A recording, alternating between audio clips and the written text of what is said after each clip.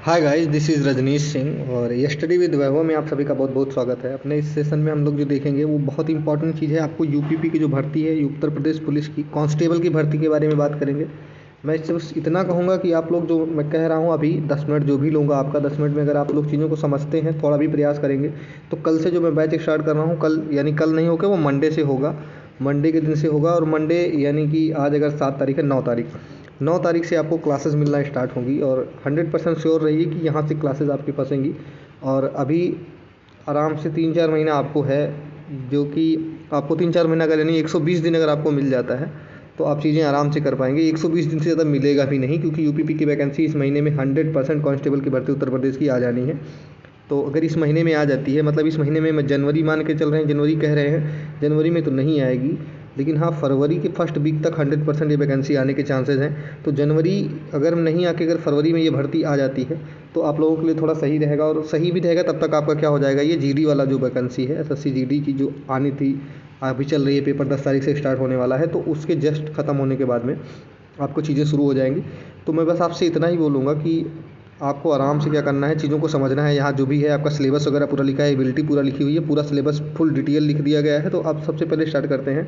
तो देखिए, जो ये वैकेंसी है इसमें क्या कैसे है आपको सब पूरा समझाने वाले हैं। अभी जैसे कि सबसे पहले ये समझिए कि इसमें जो जो उत्तर प्रदेश पुलिस की भर्ती आती है, इसमें क्या किया जाता है कि जो आपका हाइट मांगा जाता है, हाइट वगैरह उसको समझिए। जैसे अनरिजर्व हो, ओबीसी या एससी, हाइट के लिए जो है सबके लिए एक ही हाइट यहाँ लिखी गई है 168, लेकिन एसटी के लिए जो हाइट है वो क्या है, 160 है। ठीक है, ये बात किसकी हो रही है, मेल कैंडिडेट की। ठीक है, मेल कैंडिडेट की ही बात हो रही है, फीमेल कैंडिडेट की बात नहीं हो रही है यहाँ पे। ठीक है, और उसके बाद में देखिए, ये मेल कैंडिडेट की जितनी भी चीज़ें हैं ये मेल कैंडिडेट का है। ठीक है, और उसके बाद में चेस्ट का होता है कि बिना जो है आपको फुलाए हुए, सांस बिना भरे 79 चाहिए, और सांस फुलाने के बाद 84। इट मीन्स बस इतना समझ लीजिए कि फुलाव +5 होना चाहिए। अगर आपके सीना का फुलाव जो है +5 है मेल के लिए, तो चीज़ें कोई दिक्कत नहीं है। ठीक है, और ये एससी एसटी में क्या होता है, 77, यानी एसटी की बात हो रही है, एससी की बात नहीं हो रही।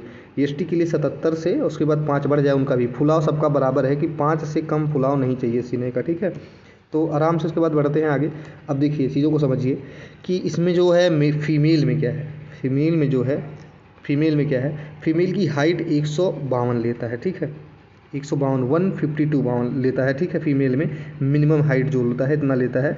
और वेट लेता है इनमें, मिनिमम वेट 40 केजी इनका वेट भी लेता है। ठीक है, और उसके बाद में एसटी में हाइट लेता है 147 और वेट लेता है 40 केजी। ठीक है, तो बहुत ज़्यादा परेशान होने की चीज़ नहीं है, ये जो मैं निकाल के दे रहा हूँ आपको आराम से इसको समझना है। देखिए, कैंडिडेट हो सक्सेसफुली रिटन टेस्ट जब अगर आप लोग कर देते हैं, रिटन विटन निकाल लेते हैं। अब पहले प्रोसेस क्या था कि रिटन निकालने के पहले भी हो जाता था, बीच में ऐसा हुआ था अभी जब मेरिट पे हो रहा था। ठीक है, तो तब कोई दिक्कत ही नहीं थी, सर डायरेक्ट क्या होता था, मेरिट पे निकाल के रेस को निकाल देते थे। अभी क्या है, पेपर पे देना पड़ेगा आपको।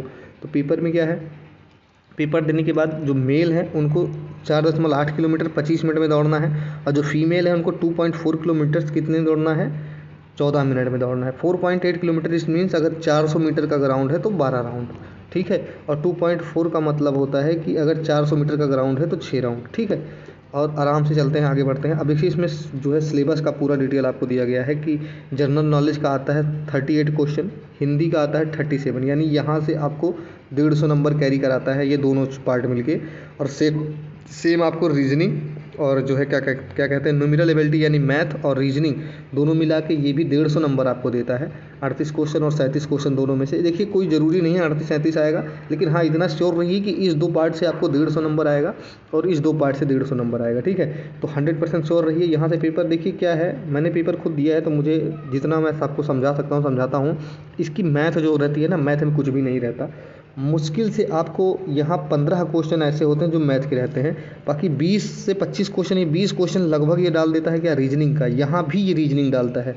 ठीक है, इसमें तो जो रीजनिंग डालता है नीचे डालता ही है, मैथ में भी रीजनिंग रहती है। इसके मैथ में रीजनिंग बहुत बेसिक रीजनिंग टाइप का क्वेश्चन रहेगा, आपको देखते ही क्वेश्चन हो जाएगा। खाली एक बार क्वेश्चन अगर देखिए, इनकी रीजनिंग का मतलब ये होता है, ये क्या मान के चलते हैं कि अगर इन्होंने रीजनिंग लिखा है तो उसमें मिरर वाला सेक्शन आ जाएगा आपका। ठीक है, इमेज वाला ऐसे ऐसे घुमाया रहेगा, उसको ढूंढाएगा, आपको कोई पजल दे देगा। लेकिन अगर ये कोई चीज़ आपको नॉर्मली कराता है, जैसे कि आपको कराएगा, अगर क्लॉक कराएगा, ठीक है, कैलेंडर कराएगा, तो उसको ये मैथ में रखेगा। ठीक है, तो याद रखिएगा यहाँ मैथ का जो है रोल थोड़ा कम है, उससे ज़्यादा रोल आपको रीजनिंग का देखने को मिलेगा। रीजनिंग के टोटल में अगर बहुत कम क्वेश्चन मिलता है तो लगभग 55 क्वेश्चन मिल जाता है रीजनिंग का, इसको भी मिला दिया जाता है इसमें। देखिए मैथ में मैं कितनी भी बार बोल रहा हूँ, पेपर उठा के देख लीजिएगा, मेरे पास पेपर है, लेकिन आपको भी बता रहा हूँ, पेपर अगर आपको डाउनलोड हो जाए देख लीजिए, उसमें मैथ के क्वेश्चन आपको बहुत मुश्किल से 15 से 17 क्वेश्चन मिलेंगे मैथ वाले सेक्शन में ही। लगभग 15 से 20 क्वेश्चन उसमें क्या रहते हैं, रीजनिंग के ही रहते हैं, ठीक है। तो रीजनिंग का बहुत बड़ा रोल है इस एग्ज़ाम में। तो अभी हम लोग देखने वाले हैं इसका सिलेबस को, फुल डिटेल को देखने वाले हैं। जैसे आपको दिखा दे रहा हूँ कि अभी जो है जनरल एबिलिटी मतलब जीए या में क्या आता है। देखिए इसमें क्या होता है कि आप जो लोग कहते हैं कि इतिहास पढ़ लो, भूगोल पढ़ लो, ऐसा कुछ बहुत ज़्यादा डीप नहीं पढ़ना होता। बेसिक सा जनरल अवेयरनेस होना चाहिए आपको, भारतीय संविधान के बारे में कुछ चीज़ें, ठीक है। और उत्तर प्रदेश की कुछ शिक्षा संस्कृति परंपरा यानी यूपी स्पेशल जिसे आप लोग कहते हैं, यूपी स्पेशल में ज़्यादा डीप नहीं, यूपी स्पेशल लेवल का। भारत की कृषि को समझिए जो कि ज्योग्राफी के अंतर्गत आता है, सबको पता होगा, ठीक है। भारत के पड़ोसी देश और भारत को समझिए, ये भी जियोग्राफी के अंतर्गत आता है। राष्ट्रीय और अंतर्राष्ट्रीय पुरस्कार ये आपका किस में आ जाता है, स्टैटिक्स में आ जाता है, ठीक है। तो स्टैटिक का भी, और देखिए स्टैटिक ही एक्चुअल में आता है, सही बताऊँ तो स्टैटिक आप देख लीजिए, ठीक है। अंतर्राष्ट्रीय पुरस्कार के बाद भारतीय संस्कृति यानी आर्ट एंड कल्चर में तो आर्ट एंड कल्चर में कुछ ज़्यादा नहीं आता, जैसे कुछ डांस शैलियाँ हैं, कोई बहुत विशेष मंदिर की कला है, कोई और भी जैसे कहीं कोई त्यौहार होता है, यही सब ज़्यादा संस्कृति में डालता है ये। और इकोनॉमिक्स में केवल इंडियन इकोनॉमिक्स को समझना होता है, वो भी बहुत बेसिक सी चीज़ें होती हैं, जैसे पूछ लेगा जीडीपी सीडीपी, बहुत ज़्यादा अंतर नहीं। उसके बाद में यहाँ जनसंख्या, पर्यावरण और शहरीकरण ये पूछता है। देखिए जनसंख्या में 1-2 क्वेश्चन आ जाता है, वो भी इसलिए आता है क्योंकि हाई स्कूल में एक आपको पता होगा एक चैप्टर आपको जनसंख्या का पढ़ाया जाता है, तो इसलिए बहुत ज़्यादा इंपॉर्टेंट हो जाता है, ठीक है। और भारतीय और विश्व के भूगोल प्राकृतिक संसाधन को पढ़ना होता है, बेसिक सा। विश्व भूगोल तो बहुत बेसिक सा, जैसे कि पूछ लेगा विश्व भूगोल ये इसलिए डालता है, जैसे अब जब आपदाएं डाल देगा ना, आप बोलोगे कि ये भूकंप क्यों पूछ लिया, तो भूकंप भी पूछ लिया, ज्वालामुखी का विस्फोट वगैरह पूछ लिया, या कोई नदी पूछ लिया विदेश की, कोई छोटी भी नदी पूछ लिया, थोड़ा भी फेमस, जैसे भी मिस्र नदी जो है, मिस्र में क्या है, नील नदी है। अभी नील नदी पूछे तो आप कहोगे हैं ये तो भारतीय ज्योग्राफी में आता ही नहीं है, तो इसलिए थोड़ा सा विश्व भूगोल डालता है ताकि जैसे कोई नहर पूछ ले, अभी कील नहर पूछ ले, सू नहर पूछ ले, या अमेजन नदी पूछ ले, तो आप कहोगे हैं ये तो पूछा ही नहीं था, तो इसलिए ये डालता है। बहुत बेसिक सा पूछता है, बहुत ज़्यादा वो कुछ है नहीं इसमें। मानवाधिकार ह्यूमन राइट्स ये बहुत बेसिक सा आता है। अब देखिए हाँ एक चीज़ आता है पुलिस एप्टीट्यूड, यहाँ डाला है तो उत्तर प्रदेश पुलिस एप्टीट्यूड भी थोड़ा बहुत आता है। साइबर क्राइम बहुत बेसिक सा केवल डाला है, आप कंफ्यूज मत होइए, हल्का फुल्का खाली पूछता है कि क्या है साइबर क्राइम, थोड़ा बहुत ज़्यादा नहीं। ये डराने के लिए है यार, ये केवल लिखता है, ये जान चाहता है कि अगर आप पुलिस में हैं तो इतने चीज़ों को जानिए, ठीक है। बाकी ये आता नहीं है। विमुद्रीकरण उसका प्रभाव अभी नहीं आएगा, इस बात की मैं बता रहा हूँ, ये पहले आया था। तो देखो जीएसटी आएगा, जीएसटी इसलिए आता है क्योंकि जीएसटी अभी चर्चा में रहता है हमेशा, तो करंट का मुद्दा है। सोशल मीडिया संचार रहता है, महत्वपूर्ण दिन तारीख, देखिए जैसे होता नहीं है कि 1 जनवरी को क्या है, 2 जनवरी को क्या है, 26 जनवरी को क्या है, ये सब पूछ लेता है, ठीक है। देश की राजधानी मुद्राएं पूछ लेगा, ये बहुत इंपॉर्टेंट हो जाता है ऐसे सेक्शंस के लिए। कुछ खोज अनुसंधान, जैसे इसरो को पूछ लेगा, इसरो क्या खोज रहा है, ठीक है, नासा क्या खोज रहा है, ये सब पूछता रहता है। डीआरडीओ के बारे में ये सब आपको जानते हैं, बहुत इंपॉर्टेंट है, पूछ लेता है। कुछ पुस्तक हो जाती हैं, जैसे कि भी पूछ लेगा कि कालिदास की कोई विशेष किताब पूछ लिया, नहीं अभी मेगास्थनीज की कोई बुक पूछ लिया, आप बोलोगे लिखा ही नहीं है, तो इसलिए यहाँ लिख दिया है, बाकी पूछता रहता है, ठीक है। हम आते हैं अपने इंपॉर्टेंट सेक्शन पे, जैसे किया जाता है आपका संख्या पद्धति मैथ में। ये मैथ की बात कर रहे हैं, ठीक है। तो मैथ में सबसे पहले आपको क्या पूछ रहा है, मैथ में एक बहुत इंपॉर्टेंट चीज़ आती है नंबर सिस्टम, आप लोग अगर जानते हो तो यही समझ लीजिए, इस पे हम पूरा काम करने वाले हैं। मैं आपको बस इतनी बार बार बोलना अच्छा नहीं लगता, अगर मैंने पेपर निकाला है आपका भी निकलेगा, इस बात की मैं गारंटी ले सकता हूँ, ठीक है। बार बार बोलना अच्छा नहीं लगता कि किसी का पेपर निकाला, अरे निकाला तो निकाला, तो अच्छा नहीं लगता बार बार बोलना, इसलिए मैं बोलता नहीं हूँ ज़्यादा। बस इतना बोल रहा हूँ कि संख्या पद्धति, नंबर सिस्टम ये आएगा। उसके बाद एवरेज, ठीक है, यहाँ लिखा गया है एवरेज, और परसेंटेज ये आता है, ठीक है। दशमलव भिन्न, समझ रहे हैं, डेसिमल फ्रैक्शन, ठीक है। अनुपात समानुपात यानी रेशियो एंड प्रोपोर्शन, ठीक है। लाभ हानि यानी क्या होता है, प्रॉफिट एंड लॉस। छूट आता है यानी डिस्काउंट आ जाता है। साधारण और चक्रवृद्धि ब्याज, इट मीन्स क्या होता है, simple interest and compound interest, ठीक है। वर्क एंड टाइम आता है, ठीक है। वर्क एंड टाइम तो जानते ही होंगे ना कि राम एक काम को 6 दिन में करता है, श्याम इतने में, तो ये वाला वर्क एंड टाइम आता है। टेबल और ग्राफ, देखिए ये बहुत ज़्यादा नहीं है, एक छोटा सा ग्राफ देगा आराम से, वो उतना टफ नहीं आता, बेसिक सा टफ आता है, जिसे डीआई आप लोग बोल देते हैं ना, बेसिक डीआई। एक क्वेश्चन आ सकता है, 1-2 क्वेश्चन, अगर डीआई आ गया समझो आपका काम ही हो गया, क्योंकि डीआई यहाँ की डीआई वो पेट लेवल की डीआई नहीं है जो पेट में थोड़ा बहुत टफ कर देता है। यहाँ तो और बेसिक पूछेगा, एक नॉर्मल सा देगा, पूछेगा पिछले साल से कितना बढ़ा है, ठीक है।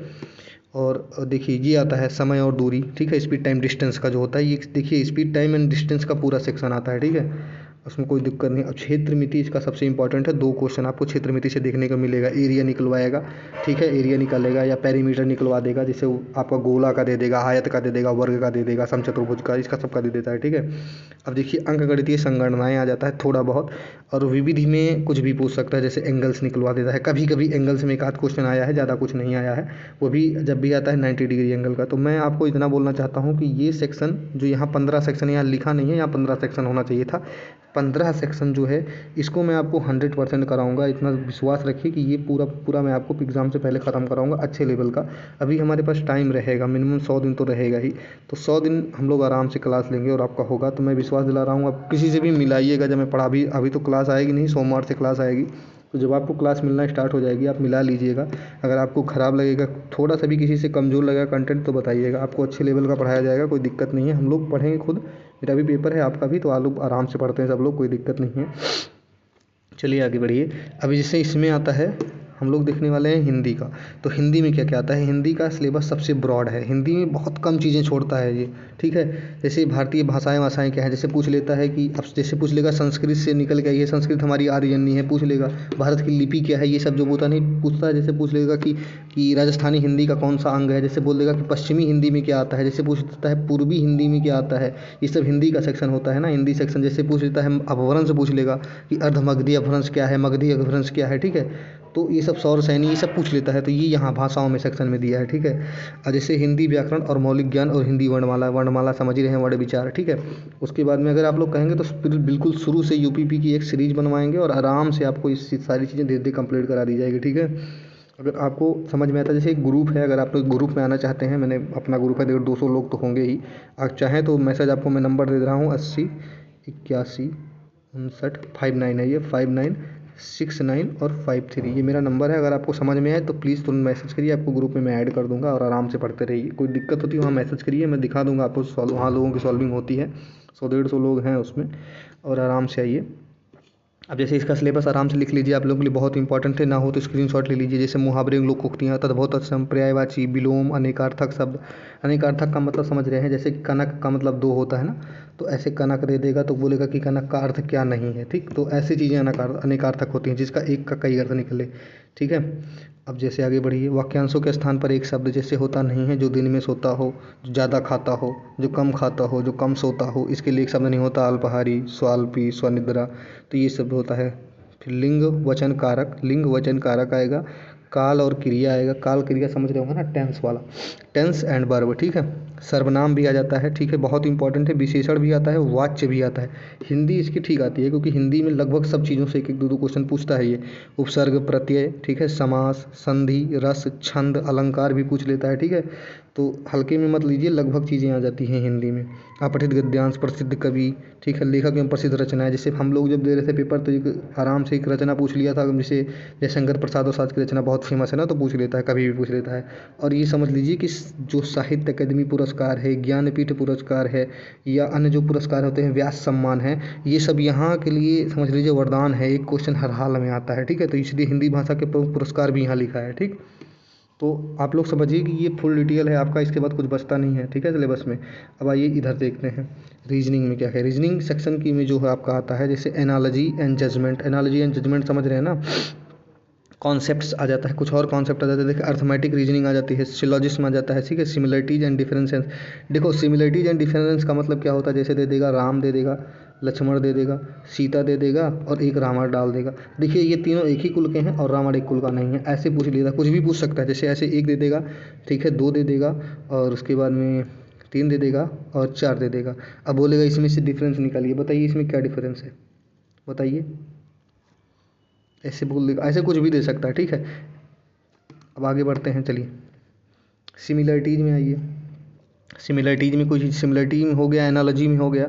देखिए रिलेशन एंड, देखो रिलेशनशिप प्रॉब्लम आ जाता है, वर्बल एंड फिगर क्लासिफिकेशन। जैसे जो है फिगर वगैरह आप समझ रहे होंगे ना, कि जैसे ऐसे देगा फिगर, उसके बाद ऐसे काटा रहेगा, उसके बाद ढूंढाएगा आपको, कहेगा कहाँ पे है, ठीक है। डिसीजन मेकिंग समझते ही होंगे, कि जैसे आपके सामने कुत्ता खड़ा है और उसके बगल में एक गाय खड़ी है, तो आप बताओ कुत्ते को खाना डालोगे कि गाय को, ऐसे टाइप का क्वेश्चन वो पूछ लेता है कभी भी। डिसीजन मेकिंग इतना आसान नहीं होगा, लेकिन जैसे होता नहीं है कि मजाक के टाइप का मैं बोल रहा हूँ, कि पूछता है कि आपके सामने अगर एक बूढ़ा आ जाए और एक बच्चा आ जाए, तो बताइए आप क्या करेंगे। तो आप बोलेंगे कि किसको उड़ाएंगे गाड़ी से, तो बोलेगा कि भैया आप ये क्यों उड़ाएंगे, आप पहले ब्रेक दबाइए, इनको इनको क्यों दबा रहे हैं। तो ऐसी टाइप का क्वेश्चन यहाँ भी आ जाता है। तो अर्थमेटिकल नंबर सीरीज आ जाती है। अर्थमेटिकल नंबर सीरीज तो समझ ही रहे होंगे, जैसे 1 2 3 लिख के यहाँ गायब करके 5 लिख देगा तो यहाँ आप 4 मार दोगे, ठीक। ऐसे भी क्वेश्चन आ सकते हैं, कोई बहुत बड़ी चीज़ नहीं है। कुछ और चीज़ें हैं जैसे कि अब लॉजिकल डायग्राम देखिए, ये लॉजिकल डायग्राम आ जाता है। डायग्राम तो समझ ही रहे होंगे, वर्ड एंड अल्फ़ाबेट जैसे ABCD लिखेगा, यहाँ EFGH लिखेगा, फिर आगे बढ़वाएगा, ठीक है। सिंबलिक रिलेशनशिप इंटरेस्टिंग, जैसे राम सीता की बहन है, सीता राम का भाई है, तो लक्ष्मण कैसे संबंधित है, ऐसे टाइप का क्वेश्चन, समझ रहे हैं। और logical intersection of data, data दे देता है, ठीक है, डाटा वगैरह से। कॉमन सेंस का टेस्ट दे देगा, जैसे कि पूछ रहा है कि पानी आपके सामने रखा है और स्टोव जल रहा है नीचे से और उसमें आग लगी है, तो पानी ठंडा होगा गर्म होगा, ये सब होता है आपका कॉमन सेंस का, ठीक।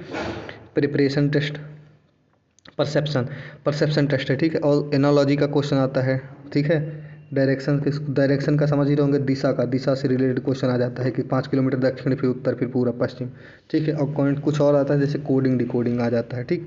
स्पॉटिंग द जो है डिसिमिलर या सिमिलर जो है, क्योंकि अभी आपको बोला मैंने सिमिलर डिसिमिलर कैसे निकाला जाता है। जैसे यहाँ मैं लिख दूँ E, यहाँ I और यहाँ B लिख दूँ, इसमें कौन सा डिसिमिलर है, तो यहाँ B डिसिमिलर है, क्यों, क्योंकि ये तीनों तो स्वर हैं, ये स्वर नहीं है। तो ऐसे भी कुछ भी दे सकता है, ठीक है, डिसिमिलर निकालना रहता है। स्पॉटिंग आउट द डिसिमिलर, ये हो गया ब्लड रिलेशन, अभी बताया रक्त संबंध का। वेन डायग्राम समझते होंगे ना, ऐसे ऐसे बना के, ये A है, ये B है, ये दोनों में मिक्स है, ये वेन डायग्राम होता है, ठीक। अब आ जाता है क्या, मैथमेटिकल एबिलिटी टेस्ट, ठीक है। मैथमेटिकल एबिलिटी टेस्ट मतलब कहता है राम श्याम से 2 गुना बड़ा है, जबकि श्याम की आय राम की आय से 1 गुना ज़्यादा है। ऐसी टाइप का क्वेश्चन जो होता है मैथमेटिकल एबिलिटी में मानता है ये, ठीक। प्रॉब्लम बेस्ड ऑन अल्फ़ाबेट, जैसे कि A E I O U, फिर B C कुछ भी करके लिखेगा, उसके बाद सीरीज बनवाए, यही होता है सीक्वेंस एंड सीरीज का क्वेश्चन है ये। सीरीज कंप्लीट टेस्ट यहाँ देख लीजिए, लिख ही दिया है। टाइम सीक्वेंस टेस्ट, देखिए घड़ी का भी कुछ क्वेश्चन दे देता है, ठीक, इसीलिए लिखा है कि टाइम सीक्वेंस टेस्ट। तो रीजनिंग में जो आता है, ज़्यादातर सेक्शन में आपको दे के सकता हूँ 30 क्वेश्चन ऐसे आते हैं जो आप बिना पढ़े भी कर सकते हैं, ठीक। लेकिन हाँ 20 क्वेश्चन ऐसे होते हैं जो जिनको आपको पढ़ना होता है, जैसे क्लॉक का आ जाएगा, कैलेंडर का आ जाएगा, सीक्वेंस एंड सीरीज का आ जाएगा, मिसिंग नंबर का आ जाएगा, ठीक है। और एक मैट्रिक्स भी आती है, यहाँ लिखा नहीं है, मैट्रिक्स का मतलब समझ रहे हैं, एक आपको बना के पैराजंबल देगा, देखिए यहाँ कैलेंडर वो भी आता है, लिखा नहीं कहीं भी, मैं आपको सही बता रहा हूँ। आता है क्यूब भी आ जाता है, क्यूब यानी घनाभ जो होता है, घन और घनाभ भी आता है, भले नहीं लिखा है यहाँ पे लेकिन सब आता है, ठीक। तो इसको आप लोग देख लीजिएगा, थोड़ा भी पसंद आता है तो चैनल को लाइक करिए।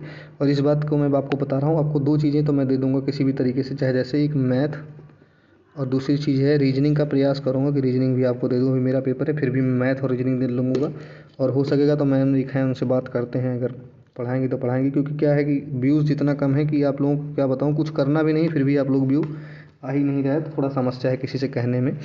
बाकी देखते रहिए, अगर थोड़ा भी पसंद आता है तो प्लीज़ लाइक करिए, और हो सके तो ज़्यादा से ज़्यादा शेयर करिए, ताकि हमको भी थोड़ा बहुत आपको सहारा मिले, पढ़ा सकें, क्योंकि पढ़ने पढ़ाने में कुछ भी नहीं है, मैं फ्री में सब कुछ है, आपको पता ही है। लेकिन एक ही चीज़ रहता है, जब शाम को देखो पता लगा व्यू ही नहीं है तो बहुत बुरा लगता है अंदर से, आप लोग समझ नहीं सकते कितना बुरा लगता है। बीच में हम लोग जब नॉर्मली GD की पहले क्लास शुरू किए थे तो एक दिन में 5 6 क्लास कर दे रहे थे, लेकिन क्या हुआ कि देख रहे हैं उस पर व्यूज़ ही टोटल नहीं आ रहा है, फिर कम करना पड़ा, ऑटोमेटिक कम करना पड़ा, पेपर भी लगा तो चीज़ें बदली। लेकिन अभी इस बार जो भी होगा पूरा मेहनत करने का प्रयास करेंगे, बस आपसे इतना ही सहयोग चाहते हैं कि हो सके तो शेयर करिए और सिलेबस को नोट डाउन मारिए। अगर प्रीवियस ईयर पेपर चाहिए तो प्रीवियस ईयर पेपर भी मिलेगा, ये सिलेबस मैंने सारा नेट से निकाला, आपको आराम से मिल जाएगा, सबका सब एकदम सही से लिख लीजिएगा, ठीक है। बाकी देखते रहिए, धन्यवाद आप सभी का।